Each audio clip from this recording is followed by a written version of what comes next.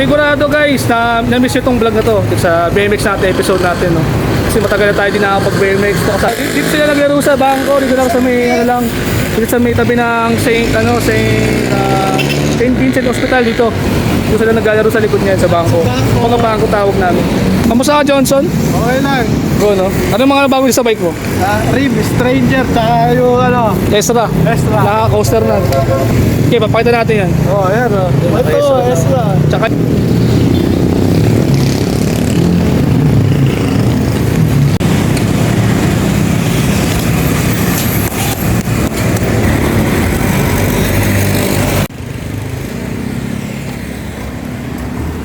ayan, galing sa Angkas, oh. Nakita ako. Ito yung mga dati kasama namin sa lugar namin, sa barangay namin. Okay kay, kuya. Kumusta ka, kuya? Wala ka ba siya shoutout dyan bago ka tumira? Yan na. Asa sige mo ngayon? Wala mo. Ano eh, busy. Busy? Sige. Pakita mo ako sa bike ko ng mga full cap tsaka mga 360.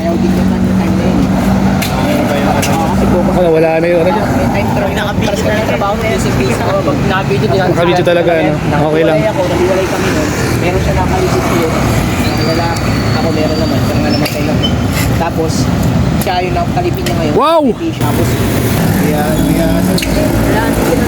Wow! Woo!